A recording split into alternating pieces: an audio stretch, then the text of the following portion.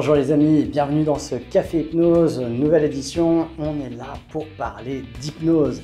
Et aujourd'hui, je vais répondre à une question, c'est comment on travaille en hypnose.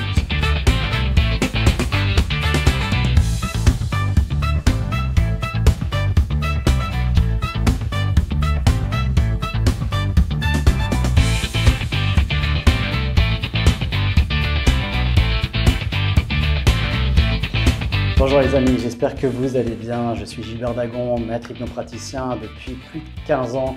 Je travaille dans mon cabinet à Échandon, dans la région lausannoise en Suisse, pour les gens qui me suivent de plus loin. Et je suis très heureux de vous accueillir dans ces capsules vidéo de Café Hypnose. On est là avec un café, un thé et on partage des connaissances sur l'hypnose, des échanges selon vos besoins. Alors aujourd'hui, je voulais parler avec vous des fois des croyances, des préjugés sur l'hypnose. Et on a souvent un préavis, un avis sur l'hypnose qui est bien déterminé. La plupart du temps, les gens n'en ont pas conscience, mais si on ne donne pas des explications un petit peu sur l'hypnose, sur la véritable sensation de l'hypnose, ou la réalité dans l'hypnose, les gens, quand ils en ressortent, ils se disent ah bon, je n'avais pas l'impression que j'étais en hypnose, ou je continue à penser, j'étais quand même dans mes pensées, ou je n'ai pas l'impression que j'étais en hypnose puisque je parlais avec vous. Et des choses comme ça. Alors, c'est des gens souvent qui ont vu Mesmer, malheureusement, ou des hypnotiseurs de spectacle, et ils partent sur des croyances qui sont déjà fausses dès qu'on regarde un spectacle. C'est-à-dire que, dans l'hypnose de spectacle, la personne qui fait la poule sur scène, je caricature, mais c'est souvent le cas, elle n'a pas les yeux fermés, elle ne dort pas, et puis elle fait la poule, donc elle parle, elle parle le langage de la poule. Elle cocotte. Mais pourtant, là, on se dit pas, ah, mais elle n'est pas en hypnose. Ok.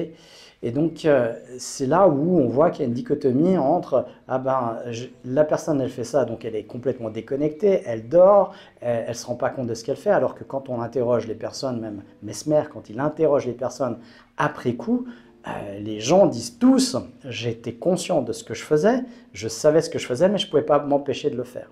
Donc quand on écoute bien, même quand on a le seul point commun, ou je veux dire le seul accroche qu'on a, la seule connaissance qu'on a sur l'hypnose, c'est la seule référence qu'on a sur l'hypnose, c'est une émission de télé, on voit que c'est faux. Même la télé ne dit pas ça. La télé ne dit pas on doit être détendu pour être en hypnose. D'ailleurs, dans les hypnoses de spectacle, on met régulièrement quelqu'un en catalepsie, comme ça, complètement rigide. On le met sur 2 tréteaux, puis on casse un parpaing dessus, ou des fois, la personne monte debout dessus, ou voilà, différentes choses. La personne ne pourrait pas le faire si elle n'était pas dans une transe hypnotique, et pourtant, elle n'est pas détendue. Alors quand on pense qu'il faut se détendre, puis quand on entend des fois certains praticiens qui avant chaque phrase, avant chaque suggestion, vont vous dire de vous détendre pour vous préparer à rentrer en hypnose, c'est faux. Il n'y a pas besoin d'être détendu pour entrer en hypnose. On peut être en hypnose complètement tendu, d'accord? On peut accéder à la détente grâce à l'hypnose, mais c'est pas obligatoire d'être détendu pour entrer en hypnose, parce que sinon, il y a peu de gens qui pourraient entrer en hypnose. On en conviendra. Donc, tout ça amène de fausses croyances. Et puis après, des fois, des croyances qui sont dures. Je sais ce que c'est que l'hypnose et c'est dangereux. Comme j'ai eu au salon des thérapies naturelles à Morges, des gens qui savaient mieux que moi ce qu'était l'hypnose. Et voilà, ça, on peut pas changer la discussion de bistrot. Quand je ne sais pas que je ne sais pas, j'ai l'impression de tout savoir. C'est exactement ça. Donc le premier passage, et c'est ce qu'on apprend tout de suite en auto-hypnose et en coaching mental, c'est le premier passage de la connaissance, le premier état de la connaissance, c'est je ne sais pas que je ne sais pas. Et dans cet état-là, quand je suis inconsciemment ignorant, je ne sais pas que je ne sais pas, j'ai l'impression de tout savoir. Et c'est la plupart des gens tous les gens qui ne savent pas ont l'impression de savoir. Et c'est là où ils vont faire des grandes théories.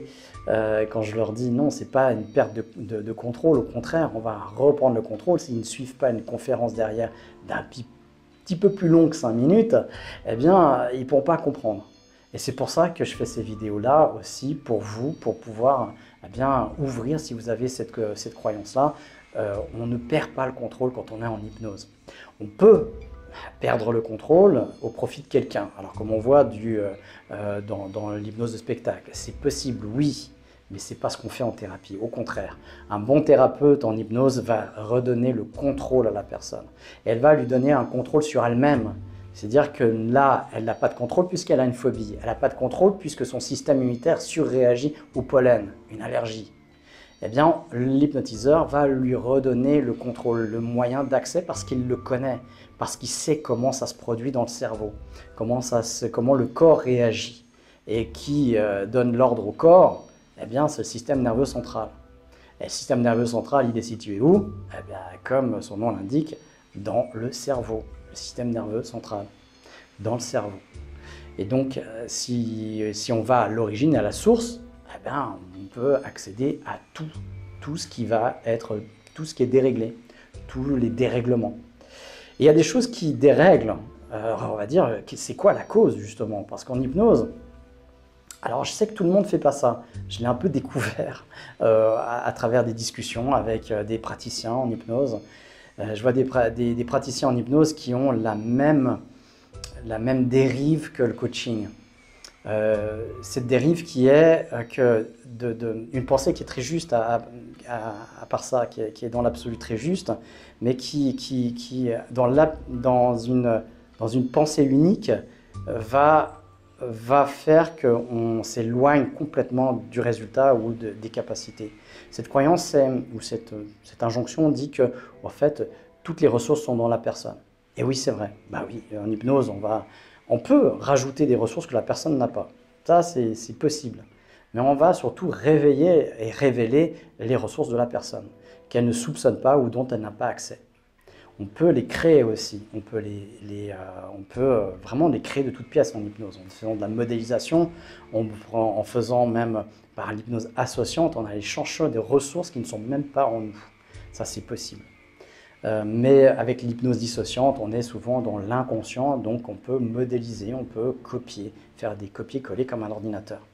Mais il faut qu'il y ait une ressource à quelque part. Il faut qu'elle soit présente, puisqu'on va copier quelque chose. Mais par contre, en hypnose associante, on peut la créer de toutes pièces, c'est-à-dire l'inventer, même quand elle n'a pas la donnée. Et c'est vraiment cette ressource qu'a de supplément cette forme d'hypnose aussi, en plus d'autres qualités. Et donc, cette dérive, toutes les personnes ont les ressources nécessaires, bah, des fois pas. Ça, c'est faux déjà.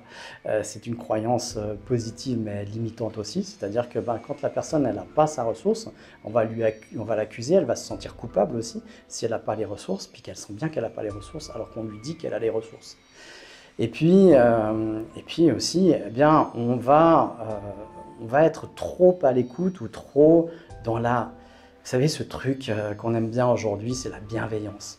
Mais à force de bienveillance, on en devient malveillant pour les gens parce qu'on fait partie du problème. Un thérapeute ou un coach, un accompagnant ne doit pas s'inscrire dans le problème de la personne parce qu'à ce moment-là, il rentre dans la problématique de la personne et il devient un agent du problème. Et ça, c'est dramatique, mais ça arrive très très souvent.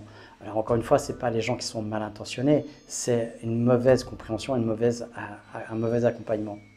On peut le voir de cette manière dans le coaching aussi. Le coaching où le coach ne doit absolument pas être une référence, ne doit absolument pas intervenir dans la réflexion, le choix de la personne, si ce n'est que de poser des questions et d'éveiller les choses chez l'autre. Alors, je ne sais pas si vous connaissez l'origine du mot coach. L'origine du mot coach, coaching, eh bien, ce n'est pas un anglicisme, c'est un mot francophone. Ça vient du mot cocher. Le cocher, c'est le conducteur de la calèche. Eh bien, c'est lui qui conduit la calèche. Il maîtrise la calèche, les chevaux et le chemin. Alors qu'aujourd'hui, dans un coaching tel qu'on le voit aujourd'hui, et même des fois dans un accompagnement thérapeutique, eh bien, on a un client, qui vient, qui a besoin d'aller à une destination, on connaît la destination, on sait contrôler les chevaux, on sait conduire la calèche, et on va lui dire, bah, vas-y, installe-toi, la calèche est à toi. Et tu as une calèche, vas-y. Et on lui apprend même, surtout rien. Tu as les ressources à l'intérieur de toi. Et là, le gars ou la bonne femme, elle va perdre, je sais pas, 10-12 heures à apprendre à conduire la calèche alors qu'elle a juste besoin d'aller à l'endroit de destination. Alors, on peut se dire, ok, l'idéal, le principal dans un objectif, c'est le chemin. Bon, oui, c'est de la philosophie. Je ne suis pas sûr que des personnes qui sont dans un burn-out, dans un mal-être profond, si l'objectif c'est retrouver sa santé, retrouver son bien-être, ils ont du plaisir à devoir passer une année et demie dans un burn-out, dans le marasme, avec des accompagnants qui commencent à devenir le problème avec eux et à entretenir le problème. Je ne suis pas sûr. Maintenant, chacun peut avoir son regard là-dessus. Et donc, ça revient un peu au même que, par exemple, on prend coach, après c'est arrivé dans le coaching anglais, dans le coaching sportif, où il y a un coach qui accompagne une équipe, des joueurs, des sportifs, à atteindre un certain niveau, à atteindre un certain objectif. Et donc, lui sait exactement ce qu'il doit faire. Donc, il donne des ordres, il dit quoi faire, et bien sûr que c'est la personne qui le fait. Mais c'est le coach, il sait des choses et il induit les choses chez la personne. Ça, c'était l'origine. Puis après, on a tellement été dans cette idée de bienveillance et puis de laisser faire l'autre que finalement, il ne se passe plus rien. Et ce qu'on peut faire en 2 séances de coaching, on en fait en 20. Alors, c'est bien pour le coach, c'est bien pour ses finances, c'est bien pour sa carrière et tout ça. Mais c'est moins bien pour le patient ou pour le client. Et ça, voilà, on l'oublie aussi un peu. Ça revient au même que si vous prenez un coach sportif. Pourquoi vous prenez un coach sportif?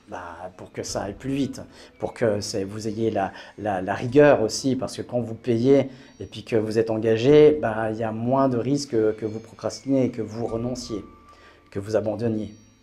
Donc vous savez bien qu'on l'a tous fait, acheter un abonnement de fitness début janvier pour se remettre de la fin d'année et des excès. Et puis on est à fond, on y va 4 fois par semaine, les 3 premières semaines, voire les 2.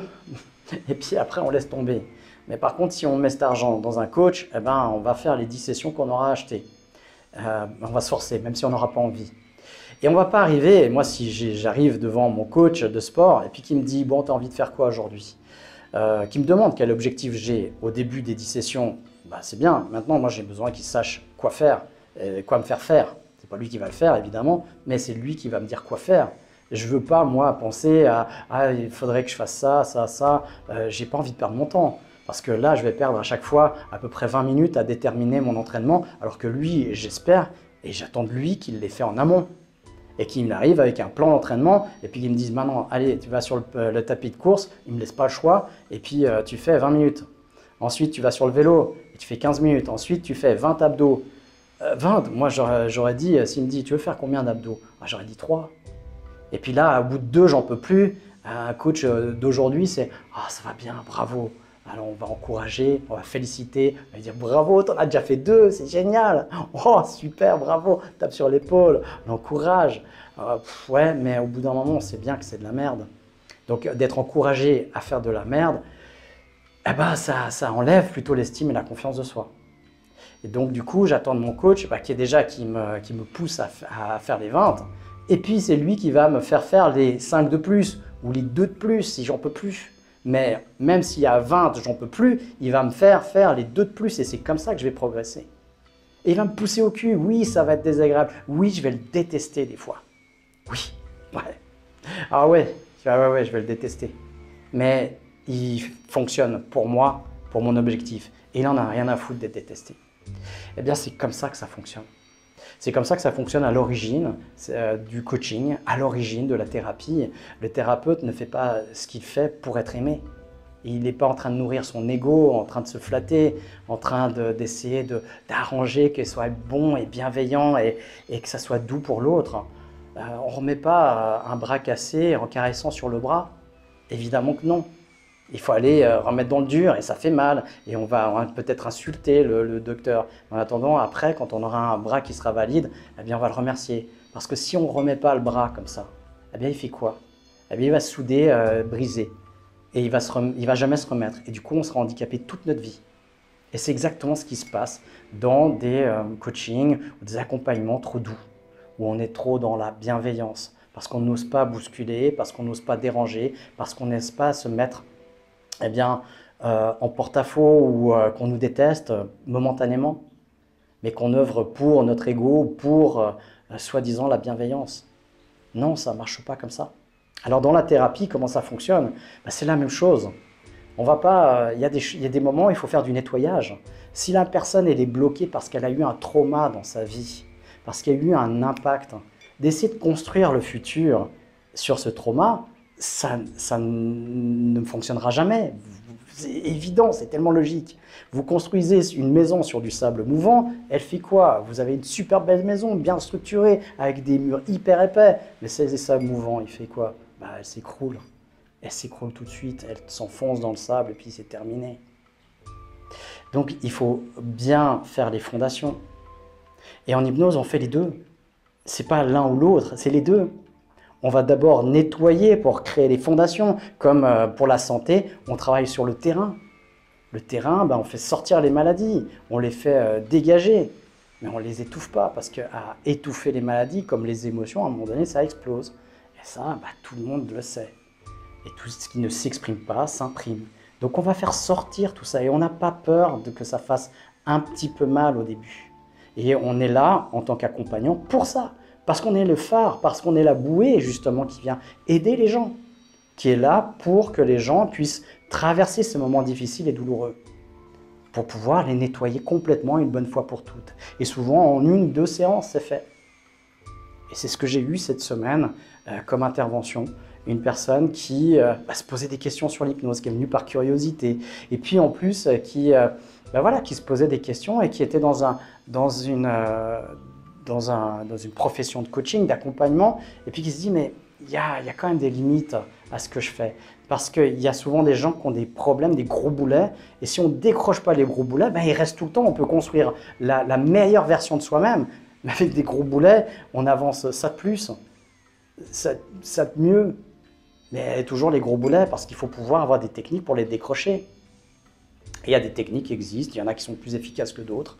Ce que je connais, tous les dérivés de l'hypnose, alors on peut parler d'MDR, c'est très MDR, c'est très à la mode aujourd'hui. C'est une version un peu édulcorée de la PNL, une personne qui a appris quelques révélations dans la PNL, notamment les mouvements oculaires, et qui a développé une méthode qui marche assez bien, mais qui est largement dépassée aujourd'hui. Mais pourtant, c'est ce qui vient à la mode, notamment chez les psys.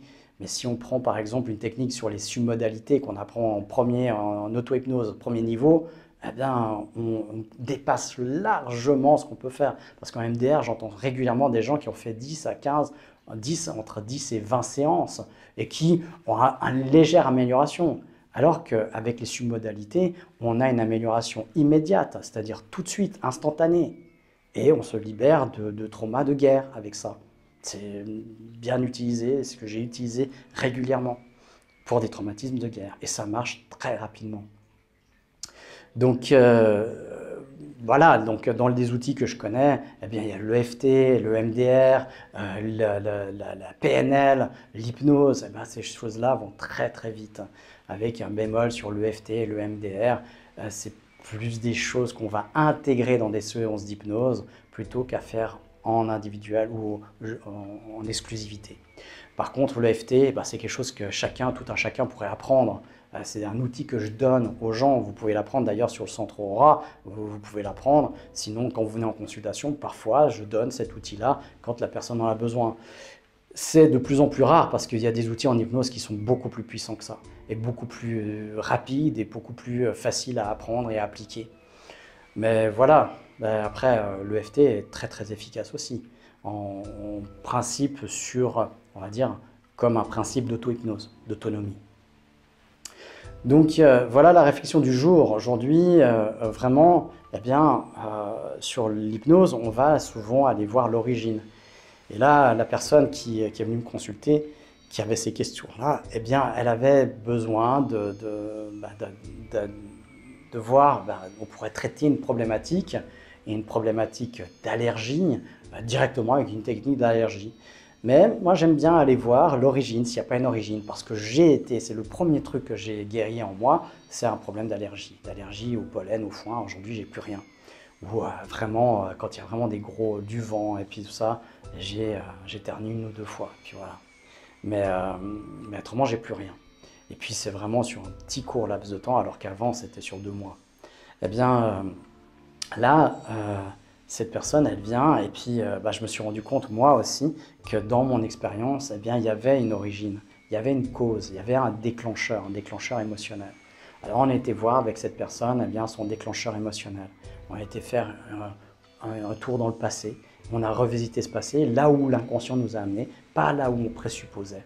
Et ça, ce sera certainement l'objet d'une prochaine vidéo, c'est le présupposé conscient de l'origine du problème, alors que la réalité qui est menée par l'inconscient eh bien, est complètement différente.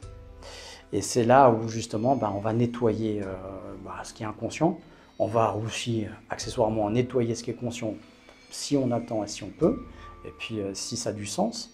Et puis après, voilà, on peut rajouter la technique sur les allergies, ce qu'on a fait. Donc on a fait 3 séances en une. Quand on a du métier et de la dextérité, on peut passer d'une chose à l'autre assez rapidement. Et puis de manière élégante, c'est-à-dire sans que la personne le sache. On fait ça vraiment voilà, sans transition, comme on dit, mais vraiment de manière très fluide. Et puis voilà, la personne, elle repart. On n'aura fait qu'une séance au lieu de 3. Oui, c'est moins bien pour le business, c'est clair. Quoique, je ne sais pas, parce que la personne, comme elle sera contente, et puis qu'elle aura eu un résultat bluffant en une séance, eh bien, elle va sûrement me recommander auprès des personnes autour d'elle. Et généralement, c'est ça. C'est-à-dire une personne satisfaite me rapporte 10 personnes après derrière. Et c'est comme ça que mon cabinet est plein. Donc voilà pour parler d'hypnose, pour parler un peu de comment on travaille sur l'hypnose. On va continuer cette réflexion-là, comment on travaille en hypnose. Et puis, c'est encore que des réflexions, hein. Peut-être que ça peut vous interpeller, peut-être que vous êtes coach ou thérapeute et que vous ne travaillez pas comme ça et vous pouvez être un peu offusqué en disant « Mais qu'est-ce qu'il raconte? Le coaching, c'est pas ça. » C'est, ouais. Soyez juste voilà, curieux, c'est mon avis, c'est juste mon avis, je dis pas que j'ai la vérité, c'est ma vérité, comme vous avez la vôtre. Et puis je suis ouvert à la discussion, aux échanges. Et tout le monde ne coach pas de la même manière. Si vous revenez aussi, intéressez-vous à l'histoire aussi surtout. Parce que je vois beaucoup de gens qui découvrent une technique, qui ont leur vérité. Il n'y a pas plus extrême que les étudiants qui sortent d'une école. Que n'importe quelle école, que ce soit massage, kinésiologie, hypnose, coaching, c'est des gens qui savent et qui sont convaincus que ce qu'on leur a transmis, c'était la vérité. Et qu'il n'y a rien d'autre qui existe. Et que c'est ça, la vraie et la ligne droite. Je sais, j'ai été comme ça. Moi aussi, j'étais comme ça. La première école que j'ai faite d'hypnose, c'était ça, la seule façon juste de faire de l'hypnose. Et puis après, quand on découvre d'autres écoles, d'autres façons de faire, eh bien, on s'ouvre à d'autres choses. Et j'en ai fait beaucoup. Je suis passé dans 5 instituts différents d'hypnose. Donc, des instituts valables. Voilà, pas n'importe quoi non plus. Mais voilà, j'en sais quelque chose. Et puis, le coaching aussi. Et donc, il faut revenir aussi à l'historique, ce que c'est que l'hypnose, pour mieux comprendre l'hypnose. Pour pas tout à coup se dire « Ah, j'ai inventé une technique », alors que cette technique existe depuis 1 siècle, voire 1 siècle et demi. Comme beaucoup de techniques aujourd'hui, soi-disant inventées, elles sont plutôt réinventées réinventées même pas, redécouvertes ou je sais pas, parce que si on fait juste de l'hypnose et qu'on a appris l'hypnose historique aussi, l'hypnose classique, on se rend compte que tout était déjà là. Comme le coaching, revenir à l'origine du coaching, comment on coachait il y a 20 ou 30 ans, ouais, c'était différent. Et est-ce que c'est mieux aujourd'hui qu'avant? Est-ce que ça pourrait se faire toujours aujourd'hui? C'est une réflexion que j'ai, qu'on m'a donnée, c'est qu'aujourd'hui on ne peut plus coacher comme avant, comme on ne peut plus faire d'hypnose comme à l'époque d'Erickson, dans l'hypnose ericksonienne en tout cas, oui, alors là, tout à fait juste. Maintenant, est-ce que des fois, ça va pas dans le mauvais sens aussi? C'est des questions que je me pose aussi. Est-ce que, à force d'avoir de l'évolution, est-ce que, oui, il y a des choses qui sont vraies, on ne peut plus coacher comme on coachait avant, mais il y a aussi une dérive. Est-ce qu'on est vraiment toujours, dans l'intérêt de notre client, de notre patient? Et ça, c'est une très bonne question à se poser pour les thérapeutes, pour les accompagnants de toutes sortes, de toutes les techniques. Est-ce qu'on œuvre toujours? Est-ce que je fais toujours, moi c'est une question que je me pose à chaque séance, est-ce que je fais toujours ce que je fais en fonction de l'intérêt de mon patient? Et c'est au cœur de mon attention en permanence. Et du coup, ce n'est pas mon intérêt qui passe en premier, ni le besoin d'être apprécié, d'être aimé. Il y a des patients qui me détestent par moment. Mais c'est drôle, c'est qu'ils reviennent. Il y en a peut-être qui sont maso, mais il y en a vrai, c'est vrai, qui me détestent pendant un temps. Et puis après, ils sont les larmes aux yeux en train de me remercier. Pourquoi? Parce que ils ont atteint déjà leur objectif, ils ont atteint très vite.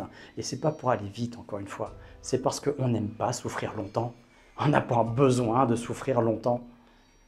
Voilà, si on peut se remettre d'un trauma en une séance, pourquoi le faire en 10? Et je vous pose la question. Pourquoi? Ouais. Mais par contre, la personne qui vient, qui me dit je veux me débarrasser de mon trauma en 10 séances, il n'y a pas de souci, on va le faire en 10 séances. Il n'y a pas de problème, tout va bien. Je suis d'accord. Mais c'est rare ça, hein. C'est très rare. En 15 ans, j'ai jamais entendu ça. C'est faites le plus vite possible, j'en ai marre, j'en peux plus. Allez, sur ce, eh bien, on fait l'expérience, on se retrouve jeudi, on fait l'expérience hypnotique jeudi. D'ici là, portez-vous bien.